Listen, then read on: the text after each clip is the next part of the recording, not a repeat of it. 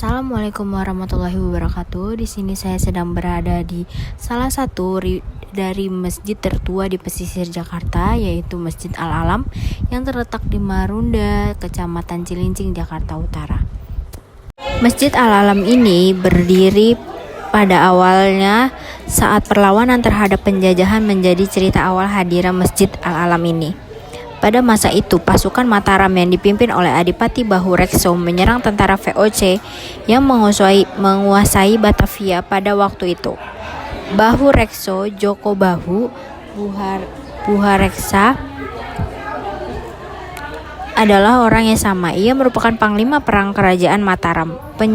Penyerbuan VOC saat menduduki Batavia digempur oleh ribuan anak buah sang panglima. Pak Kusnadi juga menyebutkan dalam penyerangan itu ada sosok Pangeran Fathaillah yang bertempur bersama Panglima. Keduanya menyiasati untuk menyerang pasukan ke Sunda Kelapa.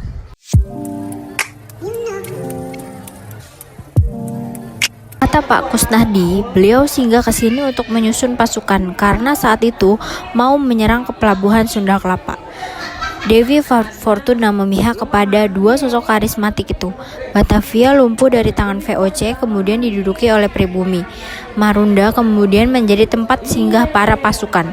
Itulah kenapa asal kata Marunda akrab dengan padanan kata markas penundaan. Pasalnya para pasukan ditunda di sini untuk kemudian menyerang VOC di wilayah lain.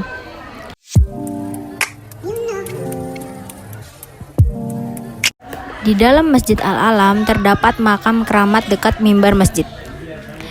Masjid Al-Alam tidak bisa dilepaskan dengan kehadiran sosok Kiai Haji Jami'in bin Abdullah.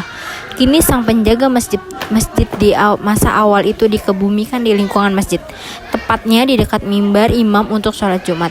Kiai Jami'in adalah ahli tasawuf. Ia berasal dari Kebon Nanas, Jatinegara.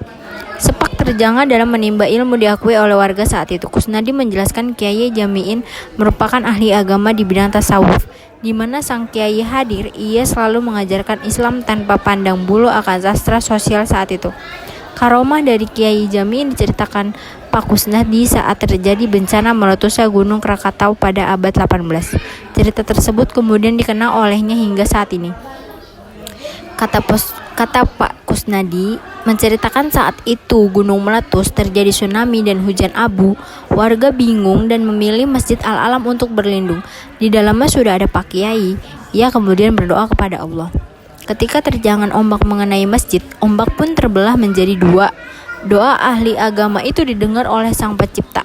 Masyarakat pun makin hormat dengan sosok Pak Kiai Haji Jami'in. Sekian dan terima kasih dari penjelasan masjid bersejarah dan juga tentang sejarah Pak Kiai Haji Jami'in bin Abdullah. Assalamualaikum warahmatullahi wabarakatuh.